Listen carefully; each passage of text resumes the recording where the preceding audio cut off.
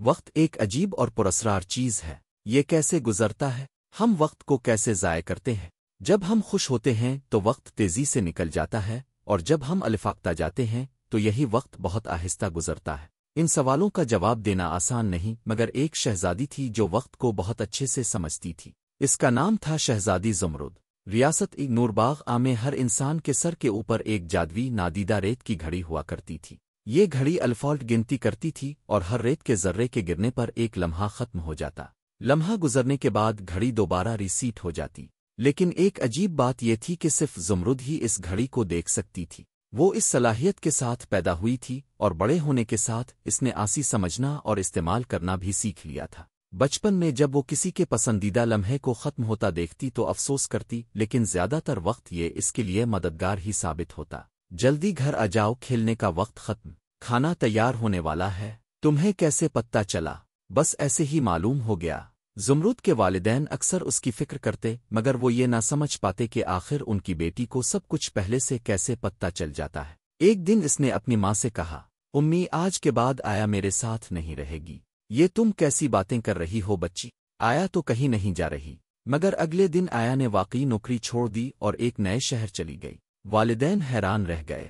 وقت گزرتا گیا، زمرد جوان ہو گئی۔ اس کے لیے یہ طاقت کبھی باعث تکلیف تھی تو کبھی باعث سکون۔ وہ اکثر دیکھتی کہ لوگ اپنے لمحے ضائع کر رہے ہیں اور اپنوں کے ساتھ وقت گزارنے کی اہمیت کو بھول چکے ہیں۔ ایک دن بادشاہ زمرد کے والد نے کہا، بیٹی آج میں تمہیں ایک خاص شخص سے ملوانا چاہتا ہوں۔ یہ ہے شہزادہ فہد۔ زمرد نے بے دلی سے کہا، ابو مجھے دلچسپ نہیں، میرا وقت بہت قیمتی ہے، میں اسے ضائع نہیں کرنا چاہتی۔ مگر شہزادہ فہد مختلف تھا۔ اس نے زمرد کی باتیں سنی اور کہا، تم بالکل ٹھیک کہتی ہو، وقت قیمتی ہے، لیکن کیا ہو اگر ہم ساتھ گزارے گئے لمحوں کو ضائع نہ سمجھیں بلکہ ان سے کچھ سیکھیں۔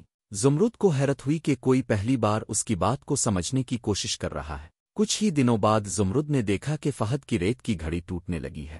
یہ خطرناک تھا کیونکہ وقت کبھی ٹھہر نہیں سکتا۔